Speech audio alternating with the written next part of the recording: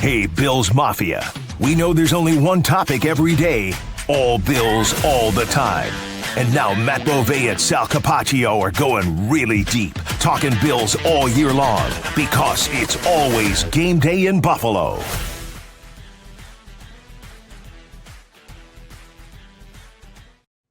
Hi, everybody. Welcome into the Buffalo Bills field house on a snowy but sunny day here in February. And the Bills have a new head coach, and we're here to sit down and talk with him, Matt. Yeah, we actually just finished talking. So this is our second interview. So I know everything that he's going to say already. That's right. You see him right there. You know, Joe Brady. Congratulations, first of all. Great to have you aboard here on the podcast. Congratulations, obviously. We're going to talk a little bit about, how everything has kind of come together, what lies ahead, and then get into some fun stuff with you as well. Let's just start with the process, of course. What was it like for you to kind of go through this process when you found out that the Bills had, relieved Sean of his duties and the job opened up? What was it like for you after that? A lot of emotions. I tell people, we lose to Denver. You're getting back. It's pretty late. You're trying to figure it all out. And then you got trying to figure out what you could have done differently. Right. And next, I got head coaching interviews the next day, and it's a lot of emotion. You don't sleep, you're trying to process it all. Went to bed that night, was like, look, man, I don't want to say you're playing with house money, but at least I love my day job. I get to be the offensive coordinator of the Buffalo Bills. Whatever happens. And you wake up the next day and you find the news. And really I went to bed that night, and the only thing I knew I wasn't going to be was the offensive coordinator of the Buffalo Bills. And so it was a lot of emotions. That's for sure. More emotions for Coach McDermott. We're all trying to figure out life from that perspective. Got to go kind of communicate with your wife that there's a possibility we're not going to be here. But I made sure that, whenever the time kind of happened, that, hey, I wanted them to know, look, obviously I didn't want this to happen, but there's nowhere else I'd rather be. And I'd love the opportunity to interview. So you get to that point, you find out what's ultimately going to happen. Your mind is racing, as you explain. But what are the next couple of days like? Because you're doing interviews not just here, but you're doing other interviews. You're trying to figure out what your life is like. What are those 72 hours after that like? Yeah, it's really you try not to think of, you try to, I always tell the guys, you got to have the competitive stamina to not worry about what just happened and kind of just let's figure out what's going to happen right now. And that's really what it was. It was like, okay, I have an opportunity in this interview. Let's get all my mind, my attention, everything ready to go for this. And then after that, we'll figure out what's next from there. It's a lot to process. Don't get to see much of the family, but this isn't what we work for. I'd much rather be playing this week, but professionally, these opportunities don't come around, and you want to make sure you're in the best possible position for it. I'm glad you brought up the transition after what happened in Denver and then the next few days, because I'll start with this question by saying there's a time in my life I thought I wanted to be a college football coach. I have friends that coach college football. They're moving cities every couple of years.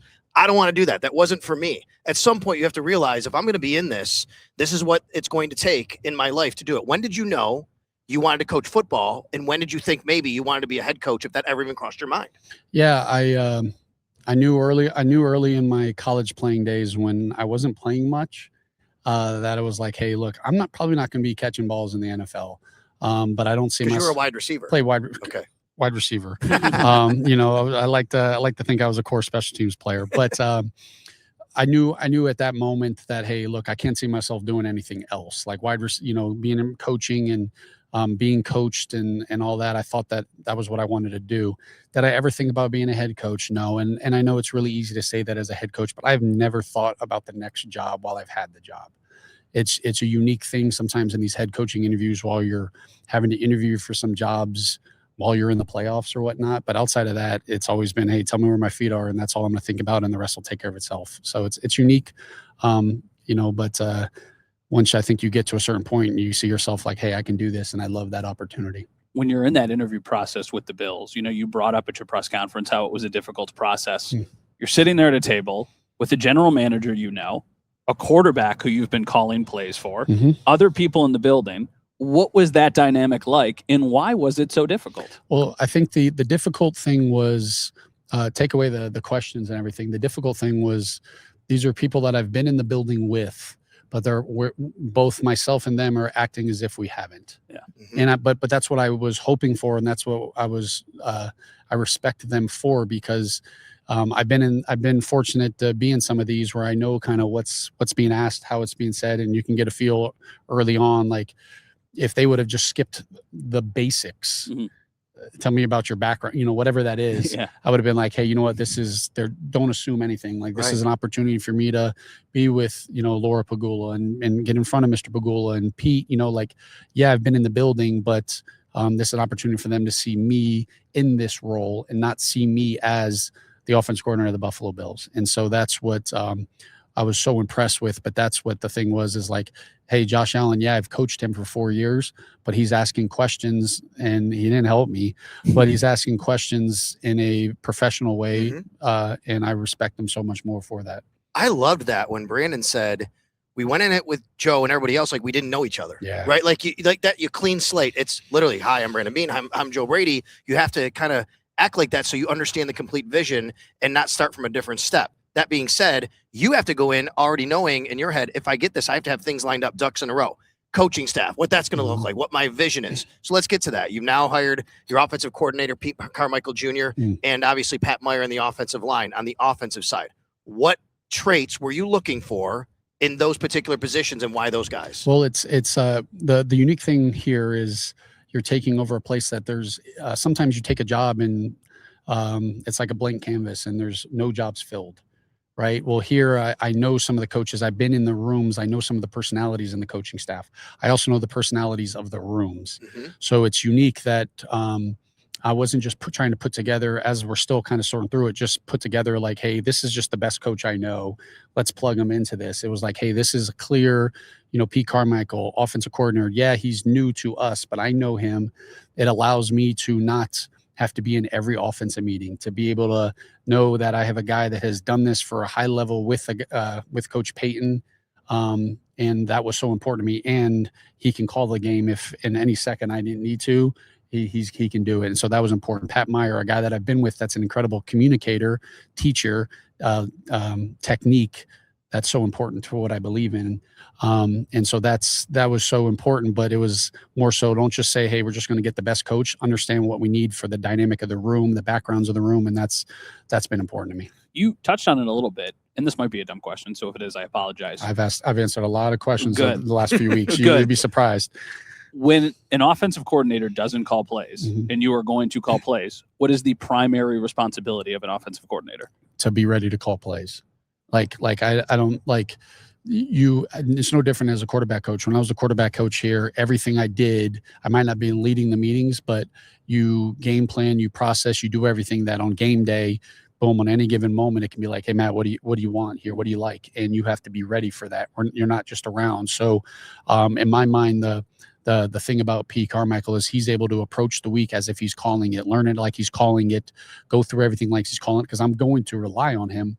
Just the difference is when you get to the game day, you're not the one that's actually doing it. Yeah. And so, that he's an offensive coordinator for the reason, because everything that's required of the role he can do, not just be able to run meetings. So what happens on Sundays, a game day, when a guy is an offensive coordinator, but he's not the play caller?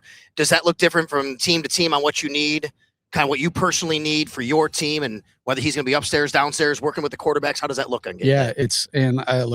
I can't speak for everyone, but it's different. Yeah. It's different. There's a different dynamic, but it just all depends on how much you're relying on the person.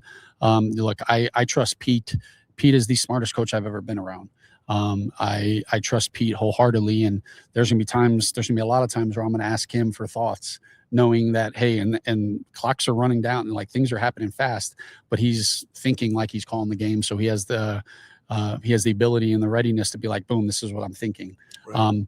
So there's some places where, coaches might have a headset up the whole game and they're not speaking, but I believe in the collaboration. I believe in, and as long as I know the coaches and I know that Pete goes through it, he's ready to call the game, I can then go to him for thoughts. How much did it help that Pat Meyer worked under Aaron Kromer? And a lot of these guys, of course, know the Aaron Kromer language and lingo and techniques. It's huge. It's huge. And look, it's important because Pat Meyer, worked with Chrome, but he's not Chrome. Right. And I think that's there's some excitement with that, because there is different type of techniques. We all grow, we learn. Just because we learn from somebody, then you kind of take it and kind of make it your own. And so there is a freshness to that will be good, but there's a foundation that's the same. And so that's important to me. When we were talking about Jim Leonhard a couple minutes ago, you kind of sounded like you were excited, but it sounded like you were kind of waiting on pins and needles for an answer from him. And I think that would mean that you really, really wanted him. So did a lot of other people. Yeah. Why did you really want him?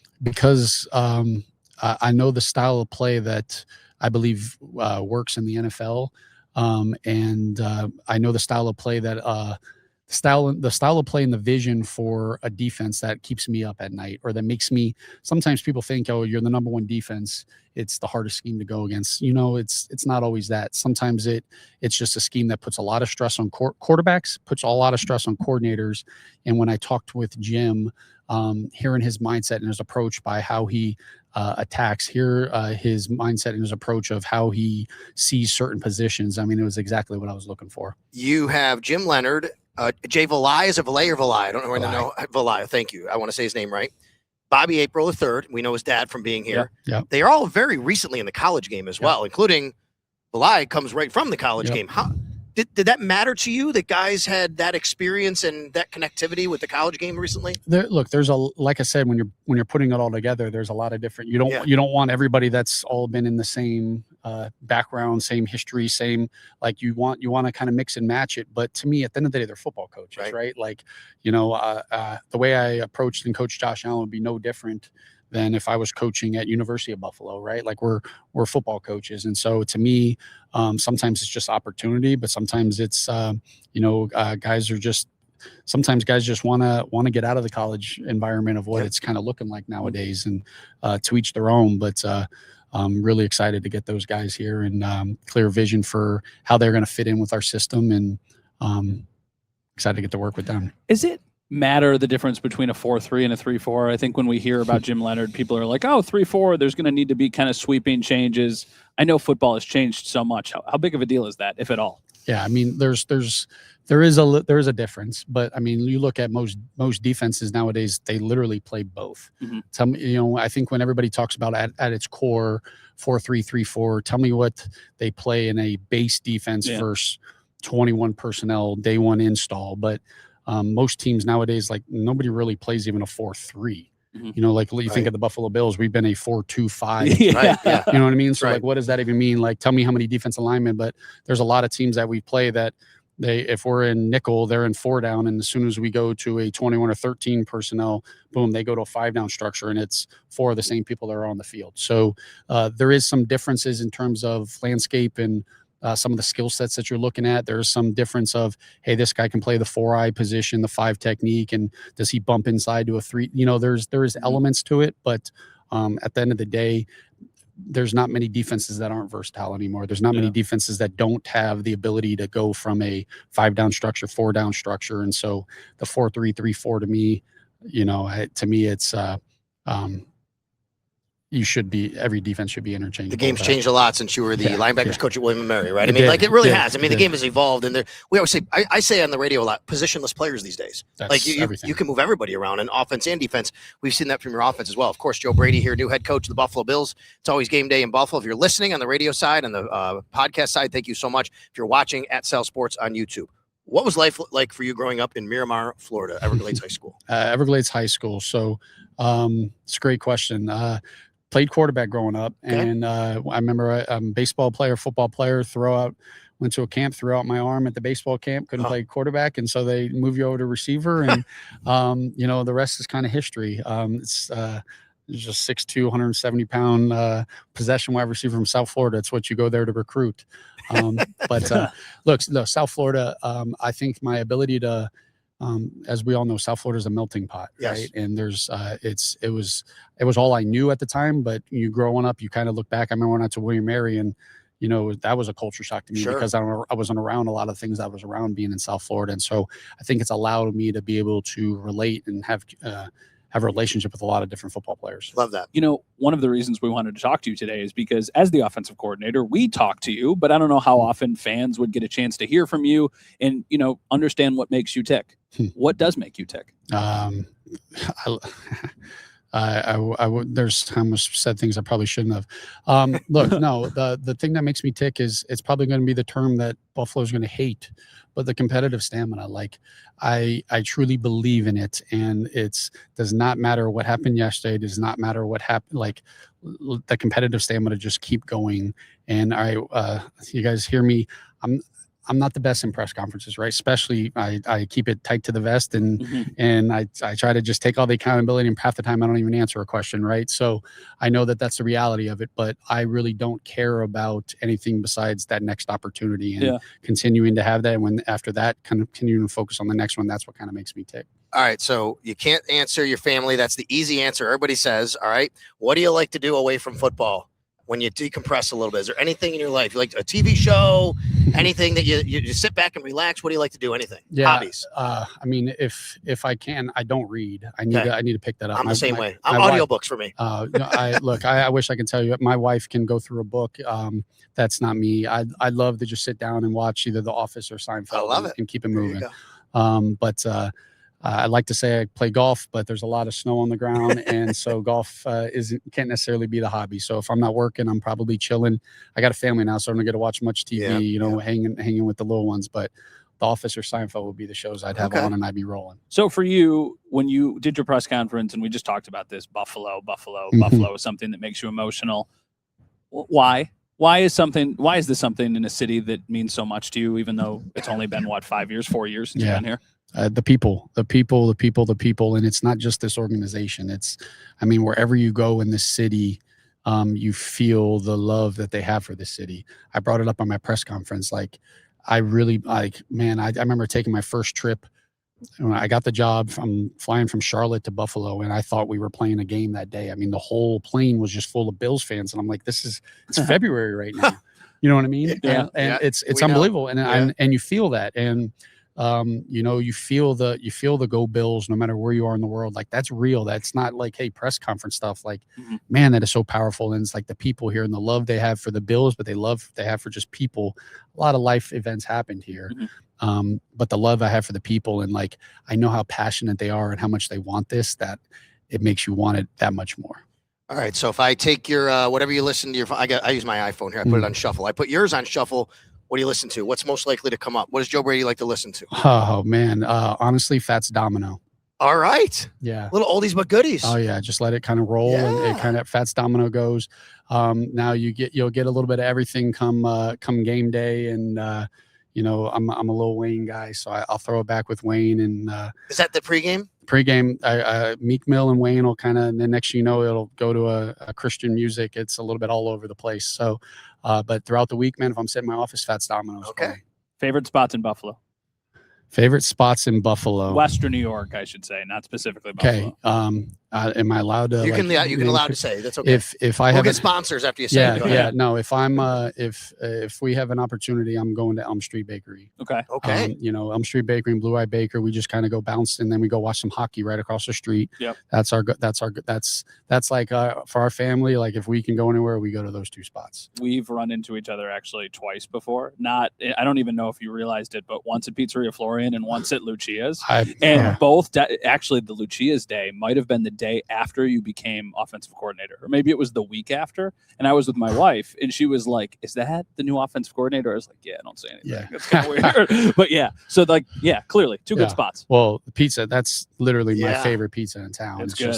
It's obviously always a long wait, hopefully, but that's now you're the head coach of the Buffalo Bills. I hope I'm waiting in line just like everybody else. So it's but yeah. If I make my way to East Aurora, that's for sure. So we know I hope I don't get in trouble. No, it's okay. It's okay. You won't. We know there's a relationship business. Obviously, your relationship with Josh Allen means a ton. His relationship to the community. You talked about your relationship with Keon Coleman. How important just is the relationships with the players? You are their coach. Yeah. But things have changed. This is not the 1950s and 60s coaching football anymore. Yeah, but it's sometimes people think because you have a relationship with their players, you can't be hard on them. Right. I think the reason you can be hard on players is because you have a relationship with them. Like, they know that I care about them. They know that, like, I want the best for them because we've established a relationship. I know how to communicate with them. We're all figuring out ourselves, right? There's a lot of different ways to skin a cat. Well, there's a lot of different ways to communicate and hold people accountable and know what makes them tick. Yeah. And so in order for me to do that, I have to be able to build that relationship and grow from that standpoint. Well, I know that, hey, Sal, I can really get on Sal. That's what he needs. Or Matt might need a soft shoulder, and it's like, all right, let me pull him to the side and communicate with him to see what happens. So to me, it's not a soft thing when you're having relationships with players. To me, I think it just allows you to understand who they are. They know that you care of them, and then you can coach them the way that they need. Who taught you that? Because that's hard. That is hard to hold people accountable and sometimes be hard on them. Like that was a step for me getting into like management loosely. Yeah. Like I have a hard time being hard on somebody. Who taught you how to be able to do that? I think, look, my parents were pretty hard on me, and my parents also held me accountable, but they also showed me love with it. But I've been around a lot of good coaches that showed me that there's not only one way to do it. And I was able to learn from that. And then I tell people all the time, like, I failed in Carolina because I allowed COVID and Zoom and everything like that to allow me to not be close to my guys. You know, and I know it's like, and I don't let people make excuses of like, well, it's over the screen. It's hard to, get a relationship. I didn't try hard enough. And so I knew that was one of my biggest blind spots is if I get an opportunity again, I'm going to make it all about the guys, because if I make it about the guys, then I can coach them the way that they need to be coached. And I didn't do a good enough job of that in Carolina. Well, that's why I didn't rise up in football. I am the softie in my house. I'm the soft dad. We're Italian dads. You know what I mean? So we coach Little League. That's okay. But you know what I mean? For sure. Absolutely. I totally get it. No doubt about it. All right, listen, I know you got a lot of press conferences, things to do, stuff like this. I mean, it's been a whirlwind for you, I'm sure, right? How do you keep it all straight? You got a great PR team that's helping you out, keeping everything straight, I'm sure. No, I've learned you got to overcome them. All right. Thanks, Joe. Thanks a lot. We're gonna talk a little bit and let you go and do your thing. Thank you. Appreciate you. No doubt about it. We're gonna be talking with Joe Brady. Podcast. Yeah, there you go. Go to your next stuff. Thanks, guys. Thanks a lot to Bill's PR for allowing us to spend some time with Joe Brady here today, of course, as well. And really interesting stuff as far as what I took away more than anything, the last part, the relationships. I believe that is the key to coaching and teaching and even parenting, right? The relationships, and when you have to know when to be a little harder, know when to be a little softer. I know, like I said, true story. I am the softie in my house. But you really have to, and that's the key, I think, in any relationship. Yeah, and I actually was thinking back to one of the questions I asked him for the Channel 7 interview was specifically about Jim Leonhard, and that was something that was brought up about like his ability to communicate a plan to a group of men, and then those men be able to go out and execute it. So it feels like it's a streamlined thing, right? It's not just what he's talking about. It's also how he is trying to fill out his staff with people who share a similar skill set and a similar belief. And, Jim Leonhard, he spoke pretty gushing over him, I mean, he's not going to tell us right here what exact defensive fronts they're going to run, but I do believe in the multiple and the versatile and all that. And I don't think the Bills have to have this major overhaul. There's going to be tweaks. There's going to be guys that are going to go out and fit the system a little bit better.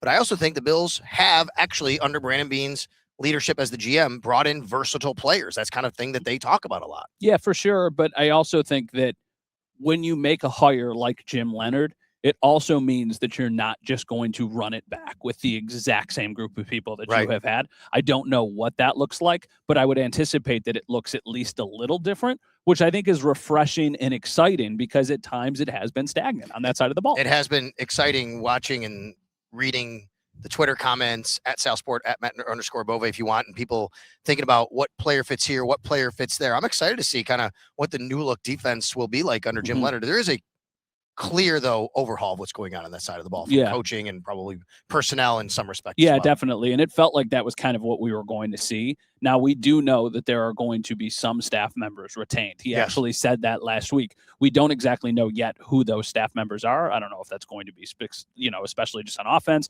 There's a couple names that I think we're still kind of waiting to see how they all fit into this. But yes, it has been a very clear, like, okay, every couple hours you see this person is joining the Bills staff, and they're almost always on the defensive side of things. All right.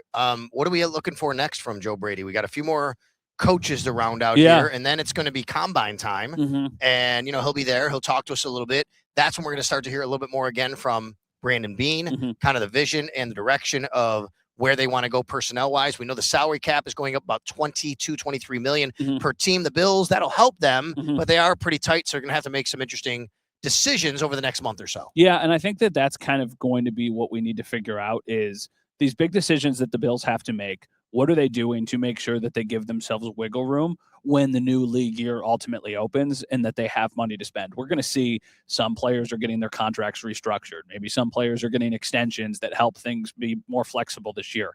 but they've got some big decisions that they need to make. Now, I'm sure Joe is in those conversations now, but certainly Brandon is going to be trying to figure out what do they do, because they do have a lot this year, especially the Joe Brady piece of it is significant. This is going to be the most interesting offseason we have had in a long time. And I think sometimes that gets thrown around a little bit too loosely. They're not bringing back just the exact same group of people. They're just not going to. So I think that there's going to be a lot of new players that we need to start having conversations about, and maybe some players that have been here but don't seem like a great schematic fit anymore. We're going to be talking a lot about that over the next several podcasts for sure. In the meantime, Joe Brady's going to be formulating his staff, putting it together. We'll hear more about some of the people joining his staff. By the way, speaking of football staff, I was just before you came over here, because Matt did. By the way, tell everybody about your Channel 7 as well. Yeah, no, for sure. So and I'll tell you what I was going to say. Yeah, so Joe and I had a conversation on the other end of the field over there, and then we collectively walked over to this point, and we were joking about our heights, because the long-running joke is that my friend and colleague Joe Biscaglia does not believe that I am 6 foot, which is fine. You don't need to believe. I think you're 6 foot. Thank you. I appreciate that. Thank you. I'm also smaller than you, shorter, so I look up to you. So that's the joke. Literally and figuratively. So we were joking that in Joe's college, not playbook, in his college bio, it said he was 6'3". And we're like, oh, are you? Wow. Because I was like, 6'3". And he's like, it's probably closer to 6'2". I was like, no, I want you to be 6'3", because then I'm closer to being probably 6 foot. So that's what we were joking about. But yeah, really good interview. We'll make sure that we have that on Channel 7 over the course of the next couple of days. Said some really good stuff. I really liked what he said about Jim Leonhard. And I asked a similar question about Buffalo, because he did get emotional. It was just like, okay, I love it. This community means a lot to me. I mean, I've seen him out and about a lot. I know his family is immersing themselves into this community, even though they're not from here. And I think that that is important. And if anybody at the Elm Street Bakery is listening and wants to sponsor the podcast, now you have a great reason to do so. I was going to tell you, I saw news. I thought it was a joke. Apparently, Nick Saban is going to be in the GM search for the Nashville Predators. Really? He's a minority owner. I had no idea. Did you know that? No, I did not. Nick Saban is going to be. I did not see this, but Denver's passing game coordinator, Davis Webb, has reached an agreement to become the Broncos offensive coordinator, which is not at all surprising. But still, that was a name that we were talking about in some capacity. So something to keep an eye on. All right, so we will have a lot more for you the rest of the week. Thanks a lot to our producer, Mike Robier, making sure that we're all set up and sound and looking okay for everybody down here at One Bills Drive. Thanks a lot to Joe Brady, of course, for joining us, Derek Boyko, Kevin Kearns, the whole PR team here down at the Buffalo Bills for allowing this to happen. And we got a lot more ahead, and then, of course, it's Combine time. Let's ask, what's the big thing? What is the next big thing we need to figure out with this team? So much has changed in the last week. Believe it or not, we're just 5.5 weeks away, maybe 6 weeks away from free agency. Yeah. I mean, that's coming. I mean, the combine is coming. Month, for sure. The combine is usually kind of like the dividing line in the sand. But the combine doesn't do anything transactional for you. No. Right? No. You're going to figure out, you're going to talk and look at workouts and things like that and talk to people. But the transactional part of it comes, who's going to be we're going to hear about guys that they're releasing. I mean, that's going to happen. Well, so the combine, though, is always a good marker, just because last year at the combine, I believe the day of the combine, they signed Khalil to a contract extension. I think that was the first day. Right. That's right. A couple of years prior, that's when we found out that Leslie Frazier was taking a leave of absence. So there's always kind of news tied to the start of the combine. I think it's not just about, the draft. And I understand that's the main purpose, like all of these prospects going to one place. But when you take most of the NFL world and you put it together, I think naturally some conversations start to happen, and it sheds a little bit of light on what they may or may not be doing. Yep. And then I think that because there's no downtime, but the downtime is probably between the Super Bowl and the combine, and that's 2 weeks? And that's the time where people start dreaming about Justin Jefferson joining the Bills or someone like that, right? Making a trade. Because Justin Jefferson said nice things about Joe Brady on a podcast, so then naturally, and then Max Crosby this morning was tweeting like a wide receiver. Okay, why did Max Crosby have an eagle on his tweet? I don't know, but he tweeted. I thought that was a little odd. Sailboats waiting for the winds never sail, or some sort. It was like a very wide receiver-y tweet. But he had an eagle and a diamond. And I'm I don't know. What? And then I know Eagles fans are like, yeah. And I'm like, I don't know what that means. No, did you see it? I did not see that. Yeah, it was kind of weird. Let's see, Max Crosby. Let's see if you have it. All right. Oh, he always tweets. Right there. What is that? I don't know. Right? An eagle and a diamond. He's got an eagle and a diamond. Ships that wait for the perfect winds never sail. It's the most And then one of the first, good morning, future Buffalo Bill, Max Crosby. I want to know if that was his yearbook senior year quote. Yeah, Maybe that's where it be came something from. ridiculous. Not really sure. What would be the big move for you? Then we'll wrap up. I don't know about a player specifically, but I do think I think it's adding to something about wide receiver. I do think that you're giving Joe Brady this team, this offense. He's going to have some influence now, of course, right? I just feel like that is something happening this year. It feels like, and there's been a lot of reporting in the Bills that we tried to get a wide receiver at the deadline. I think they try to do that this offseason. Yeah, I do too. But excuse me, do you think that has to come in the form of a trade? No, it could be free agent, but man, I don't know. You have to look at. I don't think the draft would be enough. No, I don't think the draft would has to be more. I think it could be a trade. I think it has to. It doesn't have to be necessarily a trade, but I think that even if this team used their first round pick on a wide receiver, it still might not be enough because I do think that the overhaul will be substantial. Like I would imagine Shakir is back for sure. The Shavers injury is going to linger, so we don't exactly know what that looks like. After that, I mean, I think you maybe bring Brandon Cooks back as kind of like a veteran. Sure. But after that, I don't know. I don't know what they do with Josh Palmer. I don't know what they do with Curtis Samuel. I don't know what they do with Gabe. Like, there's a lot of questions that they got to figure out there. Well, the first two you mentioned, Palmer and Samuel, are still under contract. Yeah. Gabe Davis is not, and he's coming off the injury. Yeah. So there's a lot of decisions that have to be made. And then, of course, later this week, are you rooting hard for the Seahawks because they're just the Patriots? You can't have them win. I'm not necessarily rooting for anything. What I'm rooting for is my squares to hit, whatever squares that I have. I haven't picked those numbers yet. I mean, I don't want the Patriots to win. That you can't. No, just please. It's got to be the Seahawks, please. Not that I love the Seahawks, but that's way better the alternative here than the Patriots. Yeah, for sure. I mean, I think pretty much 31 other teams will be better alternative than the Patriots. You're right, but at the same time, I wonder in a way if them winning reignites something. I could be wrong, but you wonder, like, if they lose next year, I don't know this to be true. The Bills might still be the favorites to win the AFC East. I mean, look at Super Bowl odds right now. The Bills, they're listed as the favorites on a few sites already as Super Bowl favorites. I mean, because they have Josh Allen. Yeah, I don't know. Let me ask you this. I don't want the Patriots to win. We're going to sometime in the next few months, so get closer to it. We'll talk with Mike North again. Did you see 8 international games? As of right now, what do you put the odds are the Bills are playing an international game? We know it's not France. That will be the Saints, and the Bills don't play the Saints. So what I don't are the think odds? it's super high because really. Well, my reasoning for that is new stadium, and you already have the one fewer home games next year. NFC is going to be hosting these international games most likely. So NFC hosting these international doesn't have to be games. against an NFC team, but yeah. So I think about the NFC opponents that the Bills are playing next year on the road.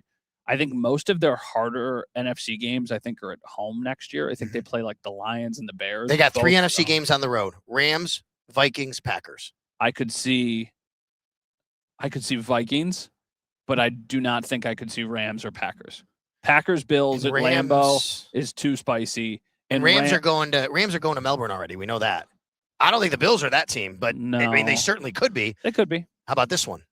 If the Patriots do win Sunday, what are the chances the Bills are the opening night opponent next year, Thursday night? So that's the other part of this too that I've thought about, and I kind of love that, but at the same time, I do not want the Patriots to win. I'm just saying that I think it's very high regardless. The other thing that I think is very possible is Broncos.